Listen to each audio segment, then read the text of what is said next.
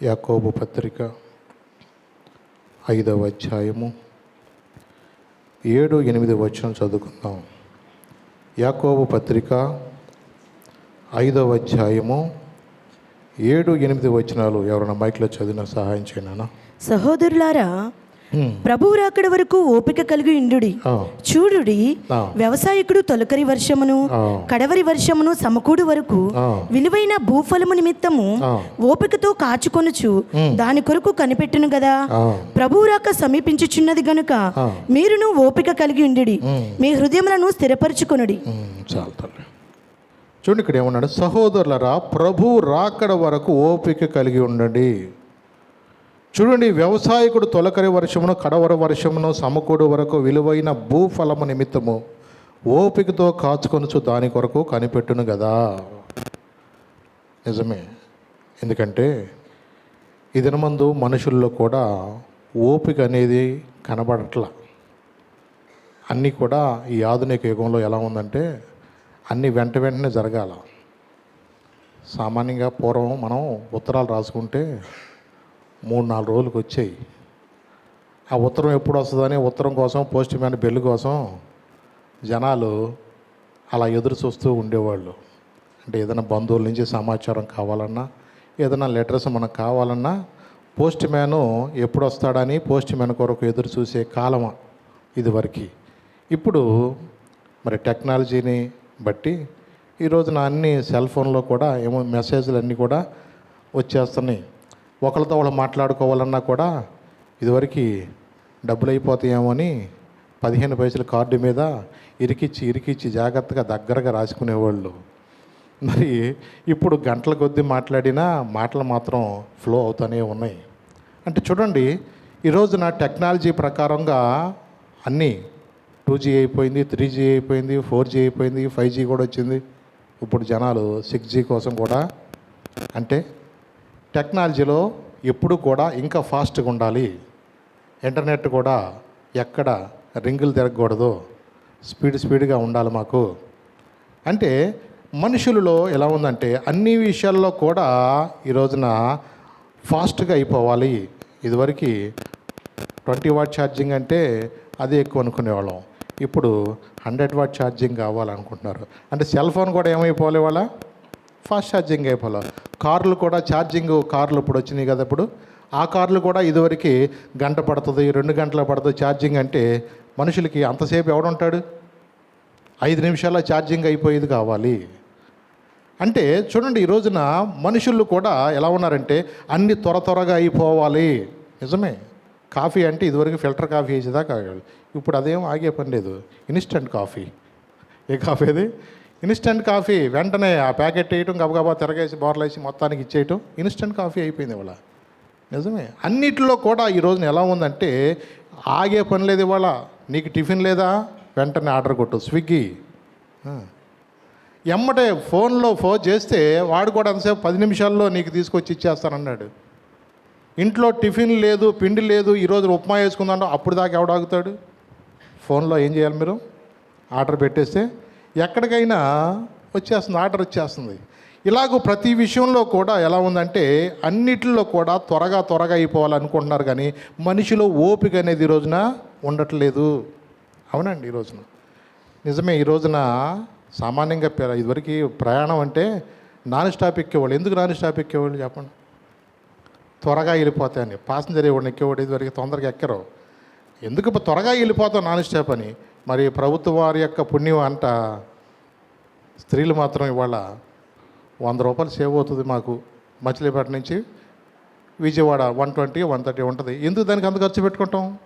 ఉచితంగా అవసరమైతే ఎంతసేపు కాసేపు నుంచున్నా కూడా వెళ్ళిపోతాం. అంటే డబ్బులు లేవంటే ఓపిక వస్తుంది, కానీ డబ్బులు మాత్రం కట్టాలంటే మాత్రం నాన్ స్టాప్కి వెళ్ళిపోతున్నారు ఈరోజు. అంటే మనుషులలో ఎలా ఉంటుందంటే ఓపిక అనేది ఉండట్లేదు. ఈ రోజున అన్నిటిలో కూడా ఎలా ఉంటుందంటే టెన్షన్ పడిపోతున్నారు ఈ రోజులో. నిజమే, మనుషుల్లో ఎలా ఉంటుందంటే ప్రతి విషయంలో కూడా త్వరగా అయిపోవాలి, తొందరగా అయిపోవాలి, అన్నీ ఫాస్ట్గా అయిపోవాలన్న మనుషులు ఈరోజు చూస్తున్నాం. బుల్లెట్ ట్రైన్లోకి వెళ్ళిపోతుంది. ఇప్పుడు మన దేశం ఎప్పుడు మొన్నదాకా వందే భారత్ చాలా స్పీడ్గా వెళ్తుంది అనుకున్నాం. కానీ ఆ స్పీడ్ మాకు చాలదని చెప్పేసి ఇప్పుడు ప్రధానమంత్రి గారు మన కోసం మళ్ళీ ఏ ట్రైన్స్, బుల్లెట్ ట్రైన్స్ మా దేశంలో కావాలి. అంటే ఎంత త్వరగా నువ్వు వెళ్ళాలి. ఎక్స్ప్రెస్ హైవే, ఏ హైవే అంటది? ఎక్స్ప్రెస్ హైవే హైదరాబాద్ నుంచి విజయవాడ వరకు 2 గంటల్లోనే ప్రయాణం. ఆహా, ఎంత త్వరగా! 4 గంటలు ఎవరు కూర్చుంటారు? ఒక నైట్ అంతా ప్రయాణం చేసేయాల్సి వస్తుంది. అంత టైం మనకు లేదు, మనుషుల్లో ఓపిక లేదు. నిజమే. కానీ వ్యవసాయదారుడు ఎప్పుడైనా వెంటనే రేపటికల్లా పంట పండియాలంటే కుదురుతుందా? చెప్పండి. వ్యవసాయదారుడు వాతావరణం వర్షాలని ఒకసారి వచ్చామంటే కుదురుద్దా? దేవుడు దానికి ఏ కాలానికి ఆ కాలానికి వర్షాన్ని పంపిస్తున్నాడు. ఇక్కడ ఏమన్నాడు? ఇక్కడ చూద్దాం. ఇక్కడ వ్యవసాయకుడు తొలకలి వర్షమును కడవరి వర్షమును సమకూడు వరకు విలువైన భూఫలము నిమిత్తము ఓపికతో కాచుకొనుచు దాని కొరకు కనిపెట్టును కదా. అంటే తొలకరి వర్షము కొరకు కనిపెట్టుకున్నది ఎందుకంటే విత్తనాలు విత్తడానికి. విత్తనాలు విత్తిన తర్వాత దాని సమయాన్ని బట్టి కడవరి వర్షము కూడా అయిపోయిన తర్వాత ఇప్పుడు ఋతుపవనాలు మళ్ళా వెనక్కి వెళ్ళిపోతున్నాయి. ఈ వర్షాలను ఏమంటారంటే కడవరి వర్షాలు అంటారు. ఈ వర్షాలు ఈ సీజన్ అయిపోయిందనుకోండి, ఇక మావి వరి అయితే అవి చక్కగా మళ్ళా బయటికి కంకులు బయటకు వచ్చి అవి చక్కగా అవి తయారవటానికి సీజన్. ఈ వర్షాకాలం ఇక అయిపోవచ్చిన సీజన్ ఇక రాబోయే దినాల్లో అక్టోబర్ మాసం వచ్చిందంటే ఆ అక్టోబర్ మాసంలో ఆ కంకులన్నీ నెమ్మదిగా బయటకు వస్తాయి. ఇప్పుడు పొట్ట మీద ఉన్న దశ. అక్టోబర్ మాసంలో అవి బయటకు వస్తాయి. అలాగే నవంబర్ కల్లా అవన్నీ కోతకవి సిద్ధమవుతాయి. అంటే దాని కొరకు వ్యవసాయదారుడు ఏం చేస్తాడంటే కనిపెట్టుకుంటూ ఉంటాడు. నిజమే. త్వరపడి ఏ వ్యవసాయదారుడు కూడా నాకు టైం అయిపోతుంది తొందరగా నేను కోసేద్దామని చెప్పి కోసేస్తే ఏమైనా ఉపయోగం ఉంటుందా? ఉండదు. నిజమే. ఎవరు కూడా పాస్టర్ గారి దగ్గరికి వచ్చి, అయ్యగారు 9 మాసాలు నేను మొయ్యలేకపోతాను, నాకు 6వ నెలలో తొందరగా బిడ్డ పుట్టేటట్టుగా ప్రార్థన చేయండి అని ఏ తల్లైనా వస్తుందా పాస్టర్ గారి దగ్గరికి? చెప్పండి. ఎందుకంటే వామిటింగ్ సెన్సేషన్ ఉంటుంది, బాగా నాకు వికారంగా ఉంటుంది, అసలుకి నిద్ర పడతలేదు, అసలుకి నాకు చాలా డిస్కంఫర్ట్గా ఉంటుంది, అసలుకి నాకు అసలుకి ఏమీ ఇబ్బందిగా ఉంటుంది. కాబట్టి పాస్టర్ గారు 9 నెలలు అంటే నా వల్ల కాదండి, 6 నెలల్లోనే నాకు బిడ్డ పుట్టేటట్టుగా, కొడుకు పుట్టేటట్టుగా నా కోసం గట్టిగా ప్రార్థన చేయండి అని ఏ తల్లైనా పాస్టర్ గారి దగ్గరికి ప్రేయర్ రిక్వెస్ట్ తీసుకొస్తారా? చెప్పండి. లేదయ్యా, ఎంతగా ఓపిక అయినా నేను ఓర్చుకుంటానయ్యా. నిజమే. ఎందుకంటే కొన్నిసార్లు తల్లులకి ఎలా ఉంటుందంటే హార్మోన్ ఇంబ్యాలెన్స్ వల్ల మొఖాలు ఎంతలా అయిపోతాయి. అప్పుడు దాకా సన్నగా మెరుపు తీగలాగా ఉన్నవాళ్ళు కూడా పాపం కన్సీవ్ అయిన తర్వాత వాళ్ళకి తెలియకుండానే పాపం మొఖాలు మారిపోతాయి. నిన్నటిదాకా చిన్నపిల్లలాగా ఉంది, ఆంటీలాగా అయిపోయింది ఏంటి అనుకుంటారు. తప్పదు. తల్లిగా పాపం ఎన్నో మార్పులు వస్తాయి, బాడీలో చేంజెస్ ఎన్నో వస్తాయి. ఎన్ని మార్పులు వచ్చినా సరే తల్లిగా ఏంటంటే తనకు ఎక్కపోయినా, నిద్ర సరిగ్గా పట్టకపోయినా, చాలా డిస్కంఫర్ట్గా ఉన్నా సరే ఒక తల్లి బాధ్యత ఏంటంటే 9 మాసాలు నేను నా బిడ్డ విషయంలో జాగ్రత్తగా ఉండాలి. నిజమేనండి. ఎన్నో మానుకుంటారు తల్లులు గాళ్ళు. వాళ్ళకి ఎన్నో తినాలనిపించినా కొన్నిసార్లు మనం తినకూడదురా అంటే అవన్నీ కూడా ఆపుకుంటారు కొన్నిసార్లు. నిజమే. ఎందుకంటే ఒక వ్యవసాయదారుడు ఎలాగైతే కడవర వర్షము కొరకు మంచి భూఫలం నిమిత్తము దాని కొరకు కనిపెట్టుకుంటాడో, ఒక తల్లిగా కూడా 9 మాసాలు కూడా ఏం చేస్తుంది, బిడ్డ ప్రసవించే వరకు కూడా అన్ని విషయాల్లో కూడా చాలా జాగ్రత్తగా ఉంటుంది. అవునండి. అందుకని అబ్రహాముకు కూడా దేవుడిచ్చిన వాగ్దానం ఇచ్చినప్పుడు ఆ వాగ్దానం కోసం ఆయన ఏం చేశాడు, కనిపెట్టుకున్నాడు. ఎన్ని సంవత్సరాలు తెలుసా? 25 సంవత్సరాలు పట్టిందంటండి. 25 సంవత్సరాలు. హెబ్రీ పత్రిక చూడండి ఒకసారి, 6వ అధ్యాయం 14-15 వచనాలు చూడండి. హెబ్రీ పత్రిక 6వ అధ్యాయము 14-15 వచనాలు ఒకసారి చదివినాను.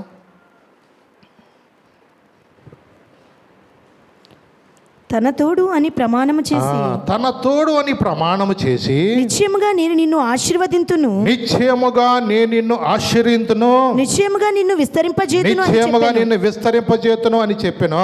ఆ మాట నమ్మి ఆ మాట నమ్మి అతడు ఓర్పుతో సహించి అతడు ఓర్పుతో సహించి ఆ వాగ్దాన ఫలము పొందెను. ఆ వాగ్దాన ఫలము పొందెను. చూసారండి, ఆ మాట నమ్మి, ఏ మాట? నేను నిన్ను ఆశీర్వదిస్తాను. ఏ వయసులో అండి? చూడండి, 75 సంవత్సరాల వయసు వచ్చినప్పుడు దేవుడు వాగ్దానము ఇస్తే ఎన్ని సంవత్సరాలు ఆగాడు తెలుసా? 25 సంవత్సరాలు. 100 సంవత్సరాలు వచ్చినప్పుడు కూడా అబ్రహాము, అయ్యా ఈ వయసులో కూడా నాకు ఇంకేమన్నా అని ఆలోచిస్తుంటే, లేదు, నీ కడుపున పుట్టిన వాడే నీ యొక్క సంతానం అవుతుంది. ఎలియాజరు అనుకోబాక, యెహోవాకు అసాధ్యమైనది ఏదైనా కలదా? దేవుడికి అసాధ్యమంటూ ఏది లేదు. అందుకని ఇక్కడ అన్నాడు, ఇక్కడ ఆ మాట నమ్మి అతడు ఓర్పుతో సహించి ఆ వాగ్దాన ఫలము పొందెను. అవునండి, ఆ మాట నమ్మాడు. అవునండి, అందుకని అబ్రహాము దేవుడి నమ్మెను, అది అతనికి నీతిగా ఎంచబడెను. అబ్రహాము దేవుడిని నమ్మాడు. ఈ రోజున మన ప్రభు నమ్మేమంటున్నాము. ప్రభు నమ్ముకున్నప్పుడు నువ్వు ఎలా ఉండదు తెలుసా? ఆయన నీ ఎడల కార్యము జరిగించే వరకు ఆయన కృప కొరకు నువ్వు కనిపెట్టుకోవాలి. ఆయన కృప కొరకు మనం కనిపెట్టుకోవాలి. దేవుడు వాగ్దానం ఇచ్చిన దేవుడు, నమ్మదగిన దేవుడు. ఎందుకంటే ఆయన నీకు ఒక మాట ఇచ్చాడంటే ఆ మాట తప్పక నెరవేరుస్తాడు. కానీ నువ్వు అనుకున్న టైం కాదు. జనాల్లో ఎలా ఉంటుందంటే, ఎక్కువగా అయ్యా నా బలహీనత యేసు నామములో ఇప్పుడే వెళ్ళిపోను గాక అని ప్రార్థన చేస్తారు. ఎందుకు? నీ జీవితంలో నీ ఇష్టానుసారంగా జీవించి, నీ ఇష్టానుసారంగా బతికి, లేనిపోయిన కుదరని రోగాలు తెచ్చుకుని మళ్ళీ ప్రార్థనకు వచ్చి నాకేమనుకుంటా తెలుసా? నా రోగము తీసేస్తే నేను దేవుడు సాక్షిగా ఉంటాను అనుకుంటారు. అంటే మనుషులలో వారి జీవితకాలం అంతా కూడా కుక్కలాగా తిరిగి వచ్చి వాళ్ళకి ఇప్పుడు ఎలా ఉండాలంట? యేసు నామములో స్వస్థత కలుగునుగాక అంటారు. అంటే కొన్నిసార్లు దేవుడికి తెలుసండి, అందరిని కూడా వెంటనే బాగు చేయలేదు దేవుడు కూడా. ఎందుకంటే కొన్నిసార్లు దేవుడికి తెలుసు ఎవరిని ఎలాగూ చెయ్యాలో. అందుకని కుమ్మరివాడికి కొండ మీద అధికారం ఉన్నట్లుగానే నీ మీద నా మీద కూడా దేవునికి ఒక అధికారం ఉంది. అందుకనే కొన్నిసార్లు మన జీవితాల్లో వెంటనే కార్యాలు చేయడు. ఏంటండి, ప్రార్థనకు మేము వెళుతున్నాం కదండి, ఎప్పటి నుంచే మేము దేవుడు నమ్ముకున్నాం కదండి, నిన్న కాక మొన్న వచ్చిన వాళ్ళు, ప్రార్థనకు వచ్చిన వాళ్ళేమో ఇల్లు కొనేసుకున్నారు, కారు కొనేసుకున్నారు, బండి కొనేసుకున్నారు. మరి వాళ్ళ జీవితాలు ఎలా జరిగిస్తుంది? మేము దేవుడు నమ్ముకున్నాం కదా, మా జీవితంలో ఎందుకు కార్యం జరగట్లేదని అనుకోవచ్చు. కానీ దేవుడు ఆది అంతమై ఉన్నాడు. మన జీవితంలో ఒకవేళ దాన్ని బట్టి మనం ఎక్కడన్నా గర్వించి ఎక్కడైనా మనము అల్లా దేవునికి దూరం అయిపోతామేమని దేవుడు కొన్నిసార్లు ఆయన ఏం చేస్తారంటే ఇస్సాకును క్రమక్రమంగా ఆశీర్వించడం ఉంది. ఇస్సాకుని ఎలా ఆశీర్వించాడంటే క్రమక్రమంగా ఆశీర్వించాడు. అంటే అబ్రహాముని యొక్క విశ్వాసముతో ఉన్న అబ్రహాము కుమారుడైన ఇస్సాకును కూడా దేవుడు వెంటనే ఆశీర్వించేలా. మీరు చూసుకోండి, ఆది కాండంలో ఉంటుంది, ఇస్సాకుని ఏం చేశాడంటే ఆయన క్రమక్రమంగానే ఆశీర్వించాడు. అలాగే కొన్నిసార్లు ఆయన క్రమక్రమంగా ఆశీర్వించాడు. నా జీవితంలో కూడా క్రమక్రమంగా అనుకోవసరలా, ఎవరిని ఎలాగో చెయ్యాలో అది ఆయనకి తెలుసు. కొంతమందికి వెంటనే దేవుడు చేస్తాడు, కొంతమందికి నెమ్మదిగా చేస్తాడు. ఏదైనా కృప చూపించే ఆయనలో ఉంది. కానీ చెప్పండి, మనం ఏమైనా డిమాండ్ కమాండ్ ఏమైనా చేయగలుగుతాము దేవుడిని? ఏమన్నా వాళ్ళకి అట్ట చేసావు కాబట్టి నాకెందుకు చెయ్యు? ఇదేమన్నా రాజకీయ? వాళ్ళకి స్థలం ఇచ్చావు కాబట్టి మాకెందుకు స్థలం ఇవ్వవు? వాళ్ళకి పెన్షన్ ఇచ్చావు కాబట్టి మాకెందుకు పెన్షన్ ఇవ్వవు? ఇదేమన్నా లోకల్ పంచాయతీ కాదు కదా. ఇక్కడంతా మావోడు మనోడు మా జెండా మోసాడంటే ఇక్కడ పనులు అయిపోతాయి. భూలోకంలో యేసయ్య దగ్గర పనులు అవ్వాలంటే ఎలా పనులు అవ్వాలా? ఎవడు దీనుడై విరిగి నలిగిన హృదయం కలిగి నా మాట విని వణుకుతాడో వానినే నేను దృష్టిస్తాను. ఎవరో రికమెండేషన్ చేశారని కాదు, దేవుడికి ఎవరు రికమెండేషన్ చెయ్యవసరలా. దేవుడు ఆకాశం నుండి నరులందరిని ఏం చేస్తున్నాడు? ఆయన పరిశీలన చేస్తున్నాడు. వారి యొక్క హృదయాలు పరీక్షించువాడు, హృదయ అంతరంగాలు పరిశోధించువాడు ఆయన. కాబట్టి దేవుడికి సమస్తం ఎరిగిన దేవుడు. అందుకని మనం అనుకోవచ్చు, అయ్యా నా జీవితంలో ఎందుకు ఇలా జరగలేదని. అబ్రహాం గారి దగ్గరగా చాలామంది పనివాళ్ళు ఉండేవాళ్ళు. ఆ పనివాళ్ళందరికీ కూడా చాలామందికి ఆయన దగ్గరుండి పెద్దగా పెళ్ళిళ్ళు చేశాడు. చక్కగా వాళ్ళందరికీ పెళ్ళిళ్ళు చేసి శారమ్మ గారు వాళ్ళందరూ కూడా దగ్గరగా ఉండి పెద్దలుగా వాళ్ళకి చక్కగా వివాహాలు చేసినాక కొంతకాలం తర్వాత వాళ్ళు ఇద్దరు సిగ్గుపడతా వచ్చి, అయ్యగారు అంటే ఏంట్రా సిగ్గుపడుతున్నావంటే, అయ్యగారు మా అత్తమ్మ కొంచెం నెల తప్పింది అయ్యగారు అనండి. అట్టగా చాలా సంతోషరా అని పైకిలన్నా మనసులో, ప్రభా వాళ్ళని కనికరించావు ప్రభు, నన్ను ఎప్పుడు కనికరిస్తావు అని శారమ్మ గారు అనుకోవచ్చు. మనసులో అబ్రహాం గారు కూడా లోపల అనుకోవచ్చు, ఉంటుంది మనిషిగా లోపల ఉండొచ్చు. అలాగే పాపం ఎంతోమంది దగ్గరికి వెళ్ళి ఆమె పాపం మరి బిడ్డలకు కానుపు చేసే సమయంలో కూడా దగ్గరుండి శారమ్మ గారు ఎన్నో చేయొచ్చు. ప్రభా నా ఎడలను కృప చూపించవా అని ప్రభా ఎన్నోసార్లు కూడా ఆమె మనసులో అనుకోవచ్చు. కానీ ఒక వ్యవసాయదారుకుడు ఎలాగైతే ఓపికతో కలిగి ఉంటాడో దేవుడిచ్చే వాగ్దానము కొరకు కూడా మనం ఏం చేయాలా? కనిపెట్టుకోవాలి. ఎందుకంటే దేవుడు తన చిత్తానుసారముగా ఆయన చేస్తాడంట. నిజమేనండి. ఎందుకంటే దేవుడిచ్చే వాగ్దానము మనం పొందుకోవాలంటే మనం ఎప్పుడూ కూడా ఆయన కృప కొరకు కనిపెట్టుకోవాలి. హెబ్రీ పత్రిక చూద్దాం ఒకసారి, 10వ అధ్యాయము 23వ వచనం చూద్దాం. హెబ్రీ పత్రిక 10వ అధ్యాయము 23వ వచనం చూద్దాం. వాగ్దానము చేసిన వాడు నమ్మదగిన వాడు కనుక. ఎవరంటండి ఆయన? వాగ్దానము చేసిన వాడు ఎవరైనా నమ్మదగిన వాడు గనుక మన నిరీక్షణ విషయమై మనం ఒప్పుకొన్నది నిశ్చయముగా పట్టుకుందము. అవునండి, వాగ్దానము చేసిన వాడు ఎవరంటండి? ఆయన నమ్మదగిన వాడు. నిజమే. నీ జీవితంలో ఏదైనా దేవుడు ఒక వాగ్దానం ఇచ్చినప్పుడు ఆ వాగ్దానాన్ని బట్టి ఆయన తప్పక నెరవేర్చే దేవుడే. కానీ మన జీవితంలో ఏమనుకుంటాం? త్వరగా జరగాలి అనుకుంటాం. అవునండి. మొదటికే ప్రార్థన చేస్తున్నాడు. ఎందుకు ప్రార్థన చేస్తున్నాడు? అయ్యా మా యూదులందరినీ కూడా ఈ హామానని ఎవడేం చేద్దాం అనుకున్నాడు? మమ్మల్ని అందరూ కూడా చంపేయాలనుకుంటున్నాడు. నన్ను ఉరి తీయటానికి వాళ్ళ ఇంటికి దగ్గర ఉరికమ్మమో తయారు చేస్తున్నాడు అని ఉపవాస ప్రార్థన చేస్తున్నాడు. సామాన్యంగా ఆ ఉపవాస ప్రార్థన చేస్తున్న టైంలో మనసులో అనుకోవచ్చు, ప్రభా నువ్వు ఏదైనా చేయగలిగిన దేవుడు కదా ప్రభా, నువ్వెందుకు చేయట్లేదు ప్రభా అని కొన్నిసార్లు తన మానసికంగా బాధపడవచ్చు. అప్పటికీ బాధ ఆపుకోలేక కుమార్తె దగ్గర కూడా వెళ్ళి, అమ్మా ఒకవేళ ఇందు నిమిత్తమేమో దేవుడు నిన్ను ఈ స్థానంలో ఇక్కడ ఉంచాడేమో, జస్ట్ రికమెండేషన్ కూడా అడుగుతున్నాడు. వెళ్ళి మళ్ళా పైగా వెళ్ళి అంటున్నాడు, ఒకవేళ దేవుడు నేను ఇందు నిమిత్తం ఇక్కడ పంపించాడు, ఒకవేళ నువ్వు చెప్పడానికి నీకు ధైర్యం చేయకపోతే యూదులకు వేరొక దిక్కు నుండి కూడా సహాయం దేవుడు పంపగలడు.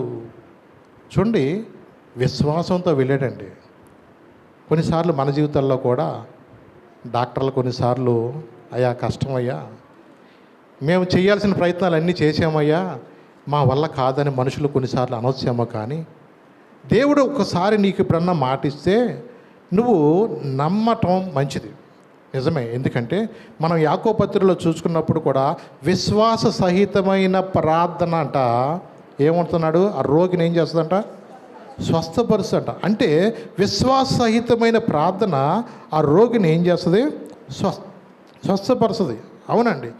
ఎప్పుడైతే మనము విశ్వాసంతో దేవుని సన్నిధికి వెళతామో మన ప్రార్థన కూడా దేవుడు ఆలకిస్తాడు. మార్కు 16:17 ఏం చెప్పాడంటే, నమ్మిన వారి వల్లనే ఈ సూచక్రియలు కనబడతాయి.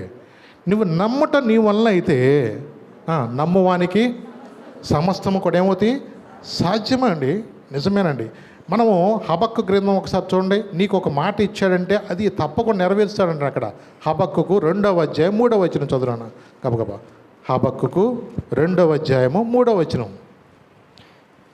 ఆ దర్శన విషయము నిర్ణయ ఆ కాలమున జరుగును. దర్శనం విషయంలో ఏం చేయాలి నువ్వు? నిర్ణయ కాలమున జరుగును. నిర్ణయ కాలమున జరుగుద్ది. సమాప్తమగుటకై ఆత్రపడుచున్నది. సమాప్తం అవటకు అది ఏమవుతుంది? ఆతురపడుతుందా?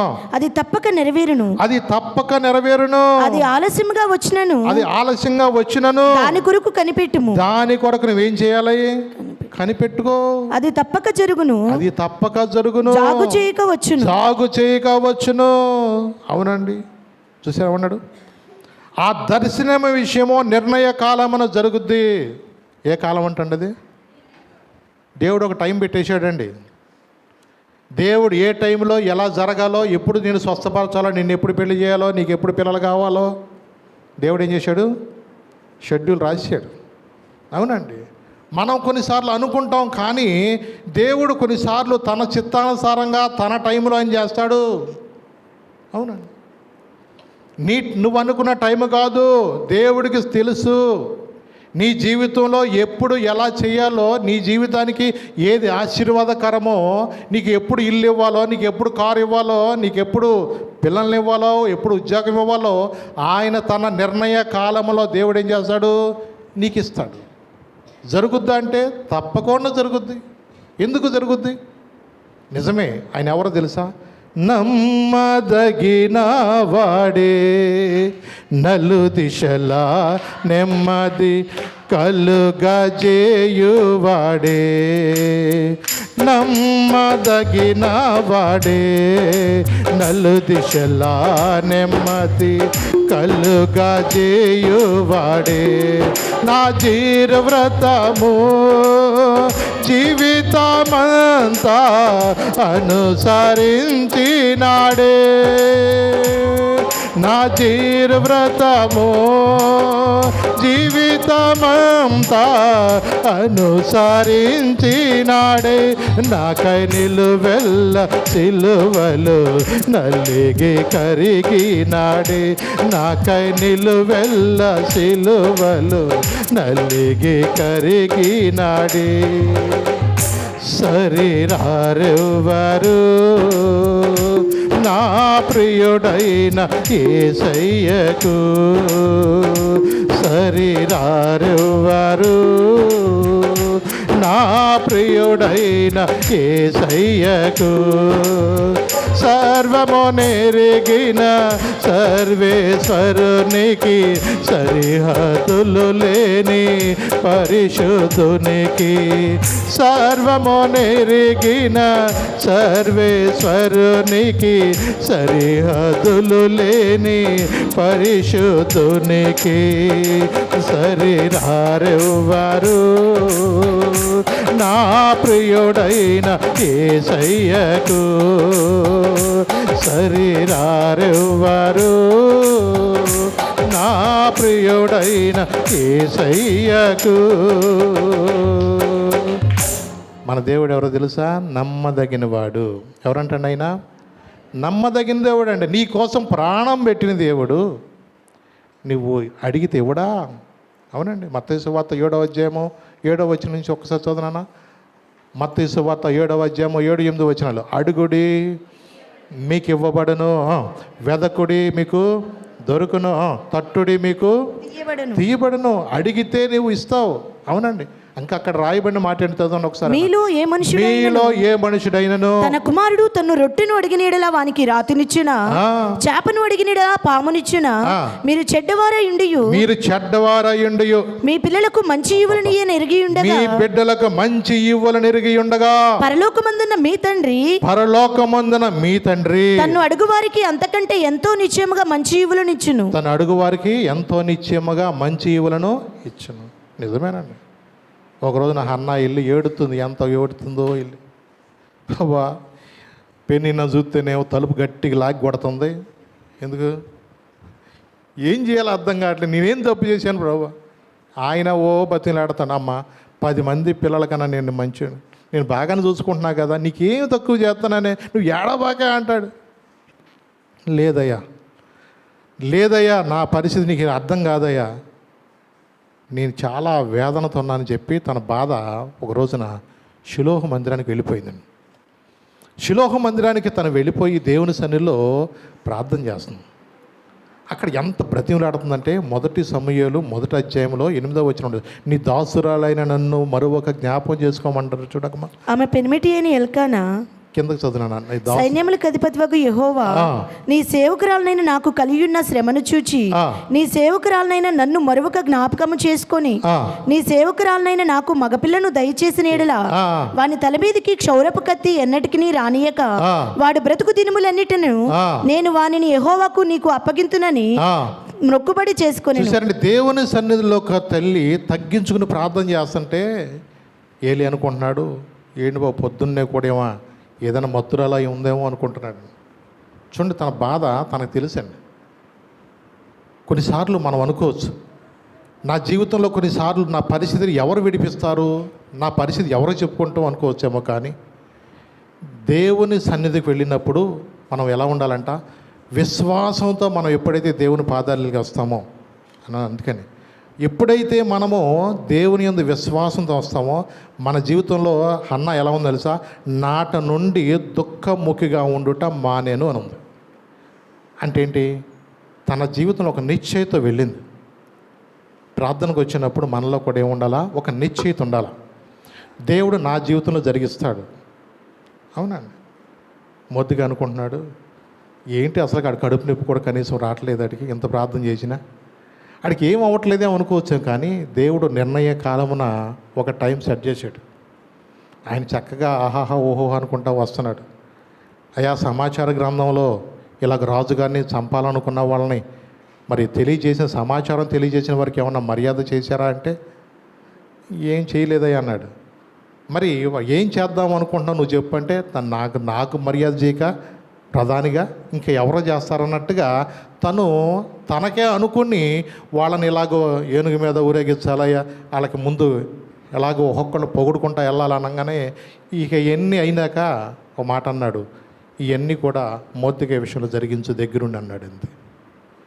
ఈ అమ్మటని చెమటలు పట్టేసి మనోడికి. ఈయన అనుకున్నాడు, నా జీవితంలో నాకే జరుగుద్దేమో ఇంత మర్యాద అనుకుని చెక్క లిస్ట్ అంతా ఇచ్చేసాడు.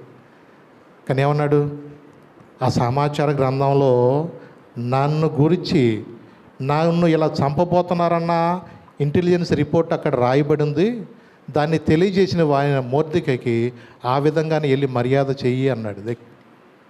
చూడండి, కొన్నిసార్లు అతనికి అసలు జీర్ణించుకోలేకపోయాడు. ఏంటి నాకు అనుకుంటే ఇలాగ ఆయనకి ఎలా జరుగుతుంది, ఈయన ఉద్దేశం ఏంటి, ఆయన ఉరికమ్మం మీద ఊరేయించాల, నాకు సాగిలి పడడా, అందరూ నాకు సాగిలిపడి నమస్కారం చేస్తుంటే ఈ యూదుడు నాకు నమస్కారం చేయడా, ఈడే అంత, వీడి జాతి అంత, వీడిని చిటుకులో లేపేస్తామని చిటుకులేసినాడు, అహంకారంగా మాట్లాడినాడు. నిజమేనండి, చాలామంది ఈ రోజున అనుకోవచ్చేమో. కానీ ఒకటి, చాలామంది ఉద్దేశం ఏంటంటే మన దేశంలో సువార్త అనేది వెళ్ళకూడదని చెప్పేసి ఎక్కడ ఎవరు కూడా ఇంకా ఈ సువార్త అనేది అనేక ప్రాంతాలకు వెళ్ళకూడదని చెప్పి రకరకాలైన ఆటంకాలు చేయటానికి ప్రయత్నం చేస్తూనే ఉన్నారు. కానీ వాక్యంలో చెప్పబడింది ఏంటంటే ఆయనకు వ్యతిరేకంగా రూపించబడిన ఏ ఆయుధము కూడా వర్ధిల్లదు. అవునండి, ఆయనకు వ్యతిరేకంగా రూపించబడిన ఏ ఆయుధం కూడా వర్ధిల్లదని. అవునండి, ఎంతమంది ఎన్ని రకాలుగా అనుకోవచ్చండి. దేవుడు తన బిడ్డలను ఎవరినైనా లేవనెత్తుకుంటాడు.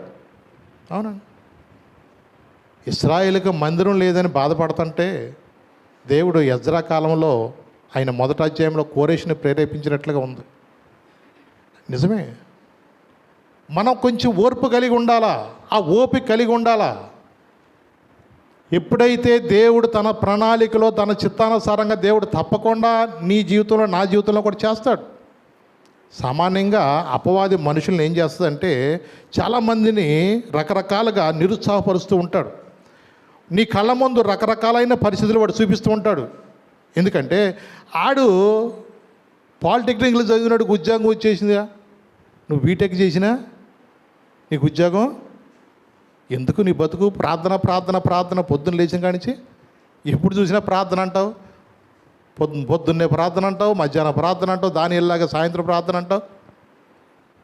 ఈ రోజున చాలామందిలో మనుషుల్లో అపవాదం ఏం పెడతాడంటే, అసలు నీ ప్రార్థన దేవుడు వినట్లేదు, ఎన్నాళ్ళ నుంచి నువ్వు ప్రార్థనకి వెళుతున్నావు కానీ నీ ప్రార్థన దేవుడు అంగీకరించట్లేదు, నిరుత్సాహపరుస్తాడు నిన్ను.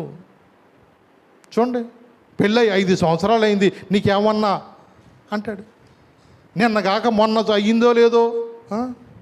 ఇలాంటివన్నీ నీ కళ్ళ ముందు ఏం చేస్తాడు తెలుసాడు? అలాగ తీసుకొచ్చినప్పుడు నువ్వు కొన్నిసార్లు వేదనతో కుంగిపోతూ ఉంటావు. హన్నా కూడా అలాగే అనుకుంది, హన్నా కూడా అలాగే బాధపడింది. ఆ ఒక తీర్మానం తీసుకుంది ఆ బాధలో. ఎలాంటి తీర్మానం తెలుసా? అయ్యా, నీవు గనక నాకు ఒక్క బిడ్డనిస్తే, ఒక్క కుమారుని నాకు అనుగ్రహిస్తే, వాడిని నీ యొక్క సేవలో, నీ పరిచర్యలో వాడు నీకే అప్పగిస్తానయ్యా. 3 సంవత్సరాలు బిడ్డ పాలు విడిచిన తర్వాత తల్లి వాడిని బిడ్డను తీసుకెళ్ళిపోయి ఎక్కడ పెట్టింది తెలుసా? దేవుని యొక్క మందిరంలో దేవుని చేతికి అప్పగించిందండి. చూడండి, నిజంగా అంత చిన్న పిల్లోడిని తీసుకెళ్ళిపోయి మందిరంలో ఏ తల్లి అయినా విడిచిపెడుతుందా? నిజమే. ఏంటో మరి ఇవాళ మనుషులు కఠిన హృదయాలు అయిపోయినాయండి. ఇవాళ ఎవరు నమ్ముతున్నారు? ఇవాళ ఆడెవడో ఆ పిల్ల ఉంటే కనుక నేను నీతో ఉండను అన్నాడంట మొన్న ఎవడో. 3 సంవత్సరాల పిల్లను పాపం తీసుకెళ్ళిపోయి రాత్రులంతా కూర్చుని అవకాశం ఉన్నప్పుడు చూసుకుని ఆ పిల్లను చంపి అక్కడ కాళ్ళ వెనక పడేసింది.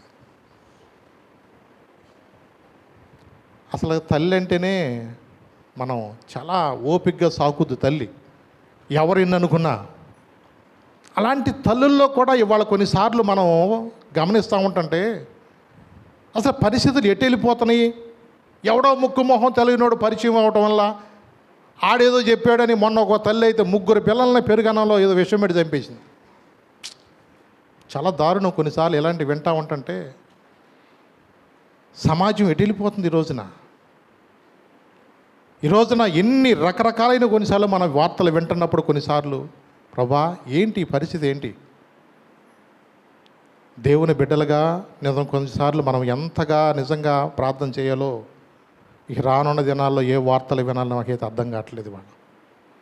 అవునండి, దేవుడు నిజంగా కొన్నిసార్లు ఎంత కృప చూపిస్తున్నాడో మన విషయంలో, మనం ఎంత మెలకువ కలిగి ఉండాలో, ఎంత ప్రార్థన చేయాలో. చాలామంది హృదయాలు ఎలా అయిపోతుందంటే కఠినమైపోతున్నాయి. వాళ్ళ చేతులతో వాళ్ళు కొన్నిసార్లు బిడ్డల చేతులారా చంపేస్తున్నారు వాళ్ళు. నిజమేనండి, మనం చాలా మెలకువ కలిగి ఉండాలి ఈ రోజున. అవునండి, ఆ ఓర్పు అనేది ఈ రోజున చాలామందిలో కనపడతలేదండి. ఇక్కడ ఇంకా కిందకు వెళితే 8వ వచనం ఏమన్నాడు ఇక్కడ? ప్రభు రాక సమీపించుచున్నది గనుక మీరును ఓపిక కలిగి ఉండండి, మీ హృదయములను స్థిరపరచుకొనుడి. దేని కొరకంట? ప్రభు రాక సమీపిస్తుంది గనుక మీరును కూడా ఏం చేయాలి? మీరు ఓపిక కలిగి ఉండండి. జనాల్లో ఒక బాధ ఏంటంటే చాలామంది మేము ఇంతకాలం నుంచి ప్రార్థనకు వస్తున్నాను కానీ దేవుని కొరకు మేము అన్నీ ఇస్తున్నాం, దశం భాగాలు ఇస్తున్నాం, కోళ్ళు ఇస్తున్నాం, కూరగాయలు ఇస్తున్నాం, మేము దేవుని కొరకు అన్నీ ఇస్తున్నాం, కానీ మా జీవితంలో దేవుడు ఎందుకనో మమ్మల్ని ఇంకా ఆశీర్వించట్లా. అసలు ప్రార్థనకు రానోడేమో బిల్డింగులు కడుతున్నాడు. జనాల బాధ ఎట్లా ఉంటుంది? ప్రార్థనకు రానోడు వాళ్ళు బాగానే బతుకుతున్నారు, కానీ మేము ప్రార్థనకు వస్తున్నా మా జీవితాల్లో ఇంత నమ్మకంగా మేము ఆయన వెంబడిస్తున్నా మాకెందుకు మేలు జరగట్లేదని కొంతమంది అనుకుంటారు. దావీదు అనుభవంతో ఒక మాట చెప్పాడు 37వ కీర్తనలో. ఒక్కొక్కసారి మీరు చూడండి, 34 నుంచి 36 దాకా ఒక్కసారి చదువున్నా. 37వ కీర్తనలో 44వ వచనం నుంచి 36వ వచనం వరకు ఒక్కసారి చదువునా. యెహోవా కొరకు కనిపెట్టుకొని ఉండుము, ఆయన మార్గమును అనుసరించుము, భూమిని స్వతంత్రించుకున్నట్లు ఆయన నిన్ను హెచ్చించును. భక్తిహీనుడు నిర్మూలము కాగా నువ్వు చూచెదవు. భక్తిహీనుడు నిర్మూలమవుట నువ్వు చూచిదెవు. భక్తిహీనుడు ఎంతో ప్రబలియుండుట నేను చూచియుంటిని. అది మొలిచిన చోటునే విస్తరించిన చెట్టు వలె వాడు వర్ధిల్లియుండెను. అయినను ఒకడు ఆ దారిని పోయి చూడగా వాడు లేకపోయెను. నేను వెదకితిని గాని వాడు కనబడలా. మనుషులు అనుకోవచ్చు, అయ్యా అయ్యా అంత బాగా డబ్బు సంపాదించాడు అనుకోవచ్చేమో. దేవుడు అన్నారు, వెర్రివాడా, ఈ రాత్రే నీ ప్రాణం నేను అడుగుతున్నాను, నువ్వు సంపాదించినవన్నీ కూడా ఎవడో యోగుతాయి? నిజమే, వెర్రివాడా అన్నాడు. తన ప్రాణంతో అనుకుంటున్నాడు, ఆహా నేను కొట్లు ఇన్ని కట్టిస్తాను, ఇంత నేను దాయాలి దానికోసం, నా పిల్లలకి ఎంత, నా మనవడికి ఎంత, నా మనవరాలకి ఎంత, ఓ లిస్ట్ అంతా రాసుకున్నాడు. వెర్రివాడా అన్నాడు అంతే. అలాంటి వాళ్ళు ఏమన్నాడు దేవుడు, వెర్రివాడా, ఈ రాత్రే నేను నిన్ను వచ్చేయమంటున్నాను, నువ్వు సంపాదించినవి ఎవడు అవుతాయి? అవునండి. ఈ రోజున మనుషులు కూడా, ఈ రోజున చాలామంది కూడా ఈ భూ సంబంధమైన వాటి విషయమే మనసు ఉంచుతున్నారు తప్ప ఆత్మ సంబంధమైన వాటి విషయంలో మనసు ఉంచట్లేదు. అవునండి. ఆత్మానుసారులేమో ఆత్మ విషయం మనసు ఉంచారంట, శరీరానుసారులు శరీర విషయం మనసు ఉంచారు. నిజమే. నీ బిడ్డల కొరకు ఆస్తులు ఇచ్చినా ఇవ్వకపోయినా వారికి ఒకరికి ప్రార్థించే తల్లిదండ్రులుగా నువ్వు ఉంటే వాళ్ళ జీవితంలో ఎక్కడ ఎప్పుడు కూడా తొట్టిల్లరు. అవునండి. మన బిడ్డలకు ఒకవేళ నీ పరిస్థితిని బట్టి వాళ్ళకి ఏమి ఇవ్వలేకపోవచ్చేమో, కానీ వాళ్ళకు ఒక ప్రార్థన యోధుడిగా, ఒక ప్రార్థన అంచే తల్లిదండ్రులుగా నీవు వాళ్ళకు ఉన్నావంటే నిజంగా వాళ్ళకి ఎంత ధన్యులో తెలుసా? సమూయేలు ఒక ప్రార్థన యోధుడు మాత్రమే కాదండి, ఇశ్రాయేల్లో మొట్టమొదటి ప్రవక్తగా, రాజులను అభిషేకించే ప్రవక్తగా దేవుడు అతను మార్చుకున్నాడు. ఏలి కుమారులు సరైన పరిస్థితిలో లేరు అక్కడ. అయినా దేవుని యొక్క కృపలో, దేవుని యొక్క కాపుదల అనేది బాల్య దినముల నుండి సమూయేలు దేవుని యొక్క స్వరం వినగలిగాడండి. బాల్య దినముల నుండి దేవుని యొక్క స్వరం వినటం మాత్రమే కాదండి, ఎంతమందికి ఆశీర్వాదకరంగా ఉన్నాడండి. అవునండి. ఒక తల్లి యొక్క ప్రార్థన, ఒక తండ్రి యొక్క ప్రార్థన ఆ కుటుంబానికి ఎంత దీవెనకరంగా ఉంటుందో తెలుసా? అవునండి. మనం చేయవలసింది అదేనండి. మన బిడ్డల కొరకు ఒక ప్రార్థించే తల్లిదండ్రులుగా నీవు ఎప్పుడైతే నువ్వు ఉంటావో, నువ్వు ఎంతమందికో దీవెనకరంగా ఉంటావు. నీ బిడ్డలో అబ్రహాము విధేయతను బట్టి అబ్రహాము యొక్క ఆశీర్వాదం ఎలా వెళ్ళిందో తెలుసా? నేటికి మనం చూస్తున్నాం.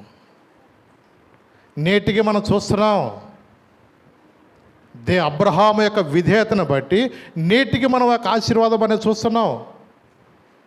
ఆయన నీకు ఒక మాట ఇచ్చాడంటే ఆ మాట నెరవేర్చే దేవుడు అండి ఆయన మనుషుల్లాగా తూచనేవాడు కాదు. కొన్నిసార్లు కోపం వచ్చినా దేవుడు ఇశ్రాయేలు ప్రజల్ని శత్రువులకు అప్పగించినా మళ్ళా పశ్చాత్తాపడితే మళ్ళా దేవుడు వాళ్ళని కనికరించాడు. నిజమే. ఒక తల్లిదండ్రులుగా మనం కూడా అలాగే పిల్లల విషయంలో ఎంత ఓపిక కలిగి ఉంటాం. బెల్ట్ ఎప్పుడు తిప్పుతాం ఆఖరికంటే, ఇక ఆడు చెప్పినా అయ్యా బాబు అని బతిలాని వినపోతే అప్పుడు నెమ్మదిగా నాన్న బెల్ట్ తీస్తాడు. మన జీవితంలో కూడా అదే జరిగేది. అదే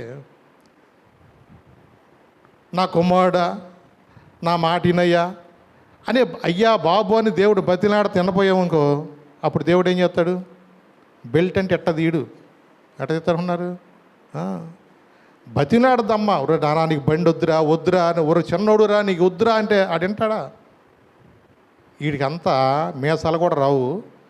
ఆడ ఆ బండి కొన్నాడు కాబట్టి నేను కూడా దానికి టైర్ ఎంత ఉండాలా, దానికి సీట్ ఏమో ఎట్టు ఉండాలా, వీడు ఒక్కొక్కలో అది పడితే మూతిపొళ్ళు రాలుతీరా, మామూలు బండి కొనుక్కోరా అంటే ఎనడో. మొన్నట్టాగే వాడు ఎనలా ఆడికి అట్టాగే మూతిపొళ్ళు రాలిపోయినాడు.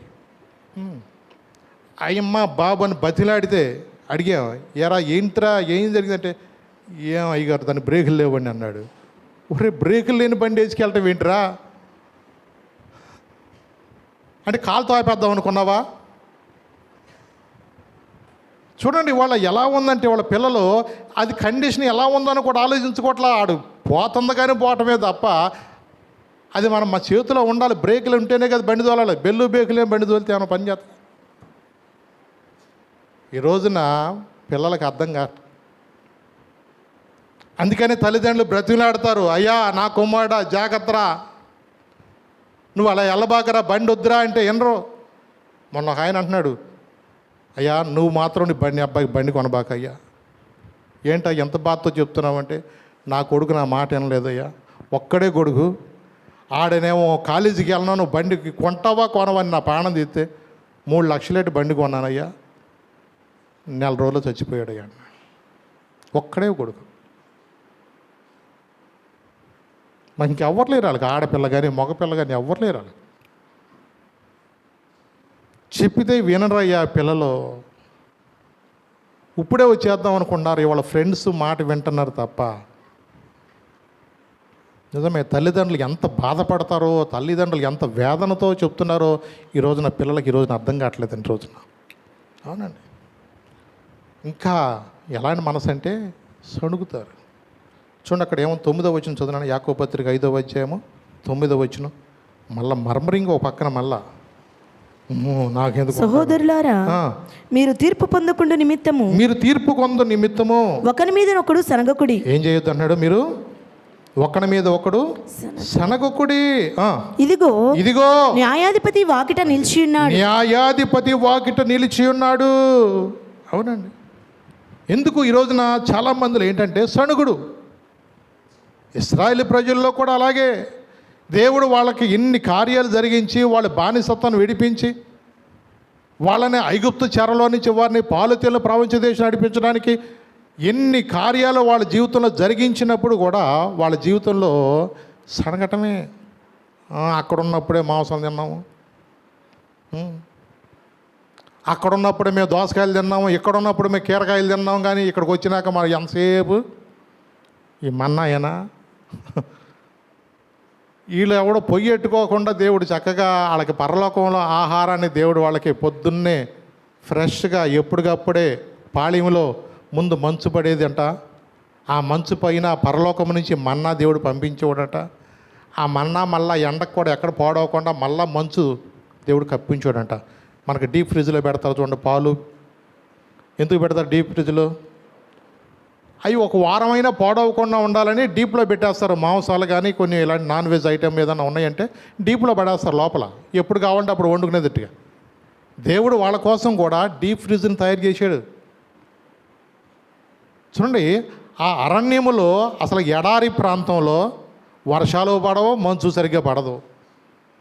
తన ప్రజలైన ఇశ్రాయేలు ప్రజల కోసం అబ్రహామును బట్టి పరలోకము ఆహారాన్ని వాళ్ళకి ఎక్కడ పాడవకోకుండా కిందంత పాళెమంత మంచు, మళ్ళా పైన మళ్ళా వాళ్ళకి మన్నాను పంపించి మళ్ళా దానిపైన వాళ్ళకి మంచుతో కప్పి ఎవరికి ఏమీ తక్కువ కాకుండా సమృద్ధిగా దేవుడిస్తే వాళ్ళు సణుగుతున్నారండి వాళ్ళు. నిజమే, నిజమే. 1 కొరింథీ 10వ అధ్యాయం 10వ వచనం చదివాను ఒకసారి. 1 కొరింథీ 10వ అధ్యాయం 10వ వచనం. గబగబా. వాళ్ళ సణుగుని విన్నాను అన్నాడు దేవుడు అక్కడండి. మీరు సనగకుడి, మీరు సనగొద్దు. వారిలో కొందరు సనిగి సణిగి ఏం చేశారంటండి?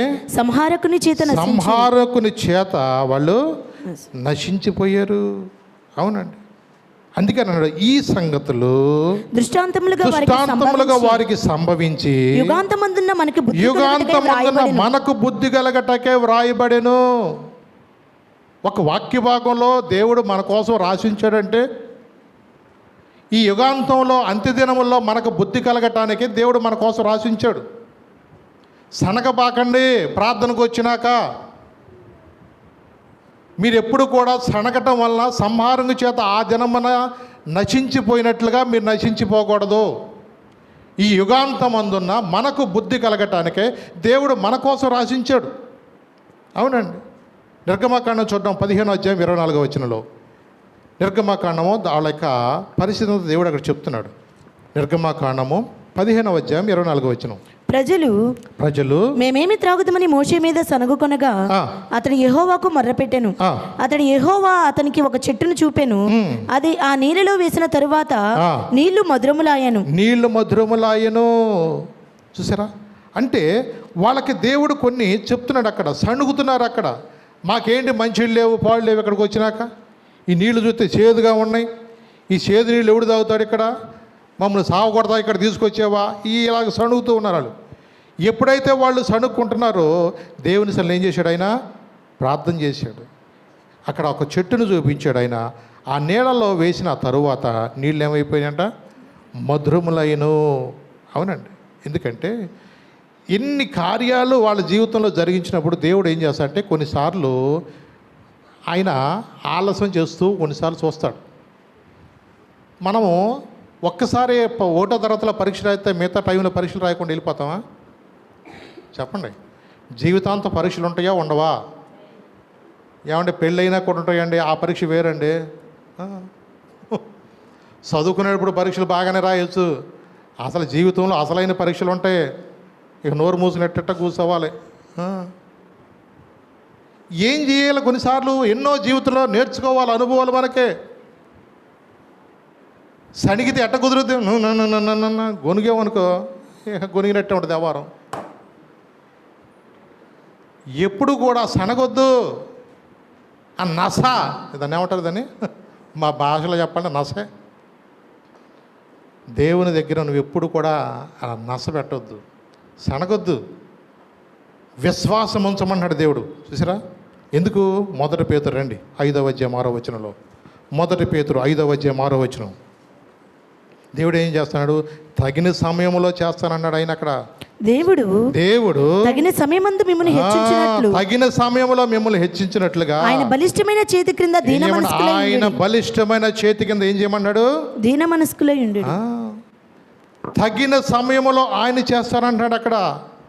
ఆయన బలిష్టమైన చేతి కింద నువ్వు ఎలా ఉండాలా? కృప కొరకు కనిపెట్టుకో. నీకేదైనా నీకు జీవితంలో కార్యం జరిగించాలంటే ఆయన కృప కొరకు నువ్వు కనిపెట్టుకో. ఆ మమ్రే వనంలో అబ్రహాం వెళ్ళి ఆ ఎండవేళ గుడారం దిగి బయట కూర్చున్నాడు. రాత్రులే నిద్ర పట్టక ఒక పైకి చూశానుకో చొక్కలు కనపడుతున్నాయి. ఆ చొక్కలు చూసినప్పుడల్లా వాగ్దానం గుర్తు వస్తుంది, కానీ మళ్ళీ బొక్కబార్లు పడుతున్నాడు. బొక్కబార్లు పడితే ఇసుక కనపడుతుంది. అక్కడ గుర్తొస్తుంది, నీ సంతానం ఇసుగు 2 వలి చేస్తున్నాడు, పైకి చూస్తేనే ఆకాశ నక్షత్రం చేస్తున్నాడు. ఇక లాభం లేదని ఇక ఎండవేళ గుడారం తిరిగి కూర్చున్నాడు. అక్కడ దేవుడు ప్రత్యక్షమయ్యాడు. అవునండి, దేవుడు అక్కడికి వచ్చి మాట్లాడుతున్నాడు. చూడండి, కొన్నిసార్లు మనం నిరుత్సాహంగా ఉండొచ్చేమో, కానీ విశ్వాసముతో నువ్వు ఎప్పుడైతే దేవుని కృప కొరకు కనిపెట్టుకోవాలా. అందుకని ఒక వ్యవసాయదారుడంట తొలకర వర్షం కొరకు కనిపెట్టుకున్నట్టుగా ఆయన మంచి భూఫలము నిమిత్తం ఎలా కనిపెట్టుకుంటాడో, దేవుడు నీకు శ్రేష్టమైనవి ఇచ్చే వరకు నువ్వేం చేయాలంటే ఆయన కృప కొరకు నువ్వేం చేయాలి? ఎప్పుడు కూడా కనిపెట్టుకోవాలి అని దేవుడు. అందుకని తగిన సమయమందు అన్నాడు ఇక్కడ. ఏమన్నాడు ఇక్కడ? దేవుడు తగిన సమయమందు మిమ్మల్ని హెచ్చించినట్లు ఆయన బలిష్టమైన చేతి కింద దీన మనస్కులై ఉండండి. నీ జీవితంలో జరగట్లేదు అంటే మనం పరీక్షించుకోవాలి. ప్రభా, ఎందుకు నా జీవితంలో ఇంకా ఆలస్యం అవుతుంది? నా పాపమా, నా శాపమా? నా జీవితంలో ఎందుకు కార్యం జరగట్లేదు? ప్రభా, నన్ను పరీక్షించయ్యా. నాలో ప్రభా ఇంకేదైనా లోటుంటే చెప్పు ప్రభా. యెషయా చెప్పినట్లుగా ఏదైనా నా పాపములు ఏదైనా అడ్డంగా ఉంటున్నాయా? నా స్వభావం ఏమన్నా నీకు ఇష్టం లేదా ప్రభా? నేనేమో దిద్దుకోవాలా, నేనేమైనా మార్చుకోవాలా ప్రభా? చెప్పు ప్రభా అని యాకోబు వలె పెనుగులాడి ప్రార్థన చేస్తే దేవుడు తప్పకుండా చేస్తాడు. అంతా నీ వల్ల కొంపెట్టయింది, నీ వల్ల ఎట్టయిందని మనం ఒకళ్ళ మీద ఒకళ్ళు అనుకోవద్దు. ఎవరికాళ్ళే మనం గదిలోకి వెళ్ళాలా, తలుపేసుకోవాలా, తలుపేసుకుని ప్రార్థన చేయాలి. నిజమే. అందుకని దేవుని దగ్గర సహనం కలిగి మనం ఉండాలి. అవునండి. ఫిలిప్పీలు వ్రాయబడిన పత్రిక 4వ అధ్యాయంలోకి చూద్దాం, 5వ వచనాలు. ఫిలిప్పీలు వ్రాయబడిన పత్రిక 4వ అధ్యాయం 5వ వచనాలు. మీ సహనమును సకల జనులకు తెలియబడనీయుడు. ఏం చేయమన్నాడు? సకల జనులకు తెలియబడనీయుడు. ప్రభు సమీపంగా ఉన్నాడు. దేనిని గూర్చి చింతపడకూడదు గాని ప్రతి విషయములోను ప్రార్థన విజ్ఞాపనముల చేత ఏం చేయమన్నాడు? ప్రార్థన విజ్ఞాపనల చేత కృతజ్ఞతాపూర్వకముగా మీ విన్నపములు దేవునికి తెలియజేయుడి. మీ విన్నపములు ఏం చేయమన్నాడు? దేవునికి తెలియచేయండి. అవునండి. అందుకన్నాడు, యోబు యొక్క సహనం గురించి మీరు విన్నారు కదా, యోబు యొక్క సహనాన్ని గురించి మీరు విన్నారు కదా, అని ఎంత సహనంతో ఉన్నాడో మీరు చూశారు కదా. అట్లాగే మీ సహనమును కూడా దేవునికి తెలియచేయాలన్నాడు. ఇక్కడేమన్నాడు? మరలా రండి, యాకోబు పత్రిక ఒకసారి వద్దాం. అక్కడ 5వ అధ్యాయము 10వ వచనం నుంచి కూడా ఒకసారి చూద్దాం. నా సహోదరులారా, నా సహోదరులారా, ప్రభువు నామమున బోధించిన ప్రభు నామన బోధించిన ప్రవక్తలను శ్రమానుభవమునకు ఓపికను మాదిరిగా పెట్టుకొనుడి. సహించిన వారిని ధన్యులను కొనుచున్నాము కదా. మీరు యోబు యొక్క సహనమును గూర్చి వింటిరి. మీరు యోబు యొక్క సహనమును గూర్చి వింటిరి. ఆయన ఎంతో జాలియు కనికరమును గలవాడని మీరు తెలుసుకొని ఉన్నారు. చూసారండి, ఆయన సహనము మామూలుగా కాదండి. ఎంత నష్టపోయాడండి ఆయన. ఆయన బిడ్డలను కోల్పోయాడు, సమస్తం కోల్పోయాడు. ఇంకా పైగా తన శరీరం అంతా కూడా దుర్వాసన, దురదలో గజ్జి, ఇక జాలిం లోషన్లో పనిచేయట్లా. అంత దురదలే గోకులు అన్నట్టుగా మొత్తం అసలు వాసన భయంకరం. అలాంటి పరిస్థితిలో భార్య కూడా వచ్చి అంటుందో పక్కన, ఎందుకయ్యా పద్దాక దేవుడా దేవుడా దేవుడా. నిద్ర పట్టపోతే ఏం చేస్తాడు ఆయన మాత్రం? నీకు నిద్ర పడితే నువ్వు పడుకో అమ్మా. చూడండి, కొన్నిసార్లు తన బాధ ఎంత వేదనతో బాధపడుతుండే భార్య అన్నది, దేవుని దూషించి చచ్చిపో, దేవుని దూషించి చచ్చిపో అంటుందండి భార్య. నిజంగా ఎంత సహనం కలిగి ఉన్నాడంటే యోబు ఒక చోట రాశాడు ఆ మాట. నిజంగా తన ప్రాణం 13వ అధ్యాయం చూడండి, 15వ వచనం. యోబు 13వ అధ్యాయము 15వ వచనం చదువున్నాను ఒకసారి. ఇదిగో ఆయన నన్ను చంపినను నేను ఆయన కొరకు కనిపెట్టుచున్నాను. ఏం చేస్తున్నాడు? నేను ఆయన కొరకు ఏం చేస్తున్నాను? ఎంత బాగుందని మాట. ఆయన ఒకవేళ నన్ను చంపినా సరే నేనేం చేస్తాను? ఆయన కోసం కనిపెట్టుకుంటా. నా దేవుడు సజీవుడు, నా దేవుడు నా జీవితంలో తప్పక కార్యం జరిగిస్తాడు. అవునండి, వాళ్ళు తగ్గట్టు మళ్ళీ 3 బ్యాచ్. యోబు ఏమన్నా పెద్దోడు తప్పు చేసాడు ఏమని అంటారా? చిన్నోడు ఏమన్నా తేడా చేసాడు ఏమని అంటారా? లేకపోతే ఎందుకు జరుగుతుందంట? నిందలు అవమానాలు సహించుకుంటూ నీ రెక్కల నీడనే ఆశ్రయించాను. నిందలు అవమానాలు సహించుకుంటూ నీ రెక్కల నీడనే ఆశ్రయించాను. నీ వాగ్దానములను చేతపట్టి నీ వాగ్దానములను చేతపట్టి నీ ముఖముపై దృష్టి ఉంచినానయ్యా. నీ ముఖముపై దృష్టి ఉంచినానయ్యా. అద్భుతం చేయమయ్యా నా జీవితములో, నిన్నే నే నమ్మి ఉన్నా యేసయ్యా. అద్భుతం చేయమయ్యా నా జీవితములో, నిన్నే నే నమ్మి ఉన్నా యేసయ్యా. నిన్నే నే నమ్ముకున్నాను, నీ వంటి వారు ఎవరయ్యా. నిన్నే నే నమ్ముకున్నాను, నీ వంటి వారు లేరయ్యా. అద్భుతం చేయమయ్యా నా జీవితములో, నిన్నే నే నమ్మి ఉన్నా యేసయ్యా. అద్భుతం చేయమయ్యా నా జీవితములో, నిన్నే నే నమ్మి ఉన్నా యేసయ్యా. నిన్నే నే నమ్ముకున్నాను, నీ వంటి వారు ఎవరయ్యా. నిన్నే నే నమ్ముకున్నాను, నీ వంటి వారు లేరయ్యా. చూసారండి, నిజమేనండి. ఒకవేళ దేవుడు నన్ను కనుక చంపినా సరే దేవుని కోసం అంత నిర్ణయం తీసుకున్నాను. ఈ రోజున దేవుడు కొన్నిసార్లు వాగ్దానం ఆలస్యమైందని మనం ఇప్పుడు కూడా కృంగిపోవసరం లేదండి. ఆయన మాట ఇచ్చినప్పుడు దేవుడు తప్పకుండా ఆయన ఏం చేస్తాడు? నెరవేరుస్తాడండి. అవునండి, ఎందుకంటే ప్రార్థనకి వెళ్తున్న వాడికే ఎక్కువ శోధన అండి. మీకు చాలాసార్లు చెప్పా, బతికుండా చేప ఎప్పుడు కూడా నీటికి ఎదురెదుద్ది. అందుకని తిమోతితో ఒక మాట చెప్తారు పౌలు గారు. 2వ తిమోతి 3వ అధ్యాయంలో అక్కడ సద్భక్తితో బ్రతుకురు ఉద్దేశి హింసలు పొందుతారు ఉంటుంది. అక్కడ 10వ వచనం నుంచి 12వ వచనం చదువునా, 2 తిమోతి 3వ అధ్యాయం 10 నుంచి 12 దాకా. అక్కడ చక్కగా హెచ్చరిస్తాడు తిమోతితోటి. అయితే నీవు నా బోధను, నా ప్రవర్తనను, నా ఉద్దేశమును కూడా, నా విశ్వాసమును కూడా, నా దీర్ఘశాంతము, నా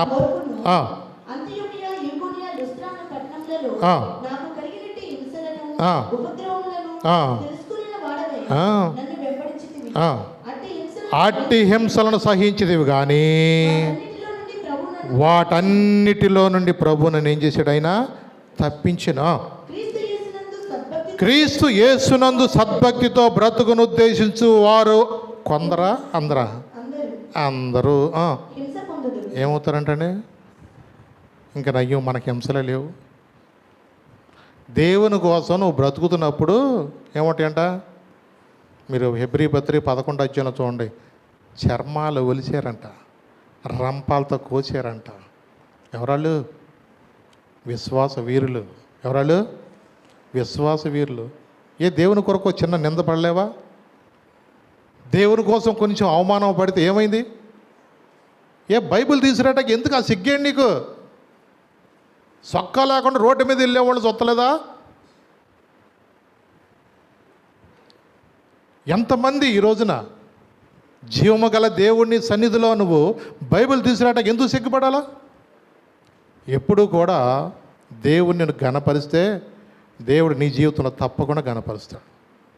అవును, దేవుని కొరకు నిలబడు, దేవుని కొరకు బ్రతుకు. ఉద్యోగం తీసేస్తానా పోనే, దేవుడు నన్ను వేరే విధంగా పోషిస్తాడేమో, అంతే. ఆయనకి అసాధ్యం అంటే ఏమైనా ఉందా? లేదు. ఒక రోజున ఎట్టాగా ఆదివారం పూట ఒక అతను సెలవు ఇవ్వట్లా. ఆదివారం ఉంటే పాప ఆయన సువార్త పని మీద వెళ్తున్నాడని, ఇక లాభం లేదని చెప్పేసి ఇక ఆయన తీసేసేస్తే చాలా బాధపడ్డాడు. ఇంటికి వచ్చిన ఒక ఆలోచన దేవుడు ఇచ్చాడు. ఒక అబ్బాయి, నువ్వు ఒక రోజునే సేవ చేసేవాడు, ఇప్పుడు దేవుడు నీకేమి ఇచ్చాడు? 7 రోజులు సేవ చేయడానికి దేవుడు అవకాశం ఇచ్చాడు. ఇప్పుడు నువ్వు ఆదివారం ఏ యొక్క స్థలానికి వెళ్ళి సేవ చేస్తున్నావో, ఈ మిగతా రోజుల్లో ఒక్కొక్క గృహానికి ఒక్కొక్క రోజున 2-3 కుటుంబాలతో కలిసి పర్సనల్గా వెళ్ళి వాళ్ళతో మాట్లాడి ప్రార్థన చేయంటే ఆ ఊరంతా మారిపోతుంటే నిజంగా ఆయన తెలియకోకుండానే గొప్ప పరిచర్య దేవుడు అక్కడ ఇచ్చాడు. చూడు, కొన్నిసార్లు మనం అనుకుంటాం దేవుడు నీ కోసం కొన్ని ప్రణాళికలు సిద్ధపరుస్తాడు, రకరకాలుగా అనుకుంటాం. కానీ ఆ ఓర్పు సహనం కలిగి ఉండాలి. పౌలు గారు ఇట్టాగే మెల్లెత్తే అనే ద్వీపానికి వెళితే అక్కడ కూడా ఖైదీలందరితో బయట పాప కలిసి పాపం చలిలో వాళ్ళకి ఏదో టీ కాద్దామని 4 పొలాలు ఏరుకొచ్చి పాపం వాళ్ళకి టీ కాదంటే ఆ పొలాల్లోంచి ఒక తాసుపాము లాంటిది వచ్చేసి చేతు చుట్టేసి కස්සను కరిచింది. ఆ ద్వీపవాసులు అంటున్నారు, దీన్ని కరిసినాక బతికినోడు ఇంతవరకు ఎవడలేడు. ఇక ఆయన నోరు ఎంక చూస్తున్నారు, ఈ నురుగులు వచ్చి చచ్చిపోతాడేమో అని. మనవాడు సింపుల్గా తన్నాడు అన్నాడు, అంతే. అది నుప్పులో పడి కాలిపోయింది. ఇక మనవాడు చక్కగా టీ పెట్టి తాగండి అన్నాడు. జనాలందరూ, ఈడు సామాన్యుడు కాదు, ఈడు సామాన్యుడు కాదు, దేవత అంట. అవునండి, నువ్వు ఎప్పుడైతే ప్రభువుని విశ్వాసిస్తావో నీకు హానికరమైనది ఏదైనా నీకు ఒకవేళ చెయ్యాలనుకున్నా అది నీకు హాని సంభవించదండి. అవునండి, మనం ఆరాధించే దేవుడు తెలుసా? పునరుద్ధానమును జీవమును నేనే, నా యందు విశ్వాసం ఉంచువాడు చనిపోయినా కూడా బ్రతుకుతాడండి. ఈరోజు నాకు కొన్నిసార్లు నా జీవితంలో ఇంత జరగలేదని నువ్వు ఓపిగా నశించినట్టుగా మాట్లాడొద్దు. ఇప్పుడు కూడా సనగొద్దు. మన ముందు ఎంతోమంది ప్రవక్తలు, ఎంతోమంది దైవజనులు వాళ్ళ శ్రమానుభవాన్ని జ్ఞాపకం చేసుకోమని దేవుని వాక్యం చెప్తుంది. అందుకని నాడు యోబు యొక్క సహనము గురించి మీరు వింటిరి కదా. అవునండి, ఆయన సహనము ఎంత ఓర్పు. అందుకని 2 ఆశీర్వాదము యోబు పొందుకున్నాడు. హల్లెలూయా, 2 ఆశీర్వాదం పొందుకున్నాడు. కొన్నిసార్లు మనం అనుకోవచ్చు, ప్రభా ఏంటి ప్రార్థనకు వస్తున్నాను కదా, ఎంతకాలమైంది. 2 నిర్ణయాలు. ఒకవేళ దేవుడు నీ చిత్తంలో ఏదైనా ఆలస్యంగా చేస్తానంటే నీకోసం ఏదో ది బెస్ట్ ఇవ్వాలని ఆలస్యం చేస్తున్నాడేమో. ఒకవేళ నీ హృదయంలో ఏదైనా ఒకవేళ దోషారోపణ, ఏదైనా ఒక పాపమో శాపమో అడ్డుగా ఉందేమో, అది పరీక్షించుకోవచ్చు. మనం పరీక్షించుకున్నప్పుడు దేవుడు మనతో చెప్తాడు, ప్రభా ఎందుకు నా జీవితం ఆలస్యం అవుతుంది, నా జీవితం ఎందుకు కార్యం జరగట్లేదు అని ఒక్కసారి మన దేవుని దగ్గరికి వెళితే దేవుడు మన హృదయాలు ఎరిగిన దేవుడు. ఆయన చిత్తానుసారంగా, అందుకంటే చదివందరా, దేవుడు తగిన సమయములో ఆయన మిమ్మల్ని హెచ్చించినట్లుగా ఆయన బలిష్టమైన కాడి కింద దీన మనస్కులై ఉండండి. అవునండి, మనం దేవుని కృప కొరకు తగ్గించుకొని, ప్రభా నీ దాసుడున్నయ్యా, నువ్వు ఎప్పుడు నన్ను అయ్యా నా జీవితంలో ఎప్పుడు కార్యం జరిగిస్తావు, నీ కృప కొరకు నేను కనిపెట్టుకుంటున్నానయ్యా. విశ్వాసం ఎప్పుడైతే మనం వాళ్ళు కనిపెట్టుకుంటామో మన జీవితంలో తప్పక చేస్తాడు. వాగ్దానం చేసిన దేవుడు, నమ్మదగిన దేవుడు. నీకు వచ్చిన దర్శనము అది తప్పక జరుగుద్ది, నెరవేటగదు, తొందరపడుతుంది. ఎందుకు అడ్డమవుతుంది? నిజమే, దానియేలు ప్రార్థన కూడా కొన్నిసార్లు ఆలస్యమైనప్పుడు, ఆ ఆలస్యమైనప్పుడు కూడా సాతాను అడ్డగించినప్పుడు కూడా దేవుడు దాన్ని కూడా విడిపించినట్లుగా నీ యొక్క ఆశీర్వాదం ఎక్కడ ఆగిపోతుందో దాని కొరకు కనిపెట్టుకో. నీ జీవితంలో తప్పకుండా దేవుడు కార్యం చేస్తాడు.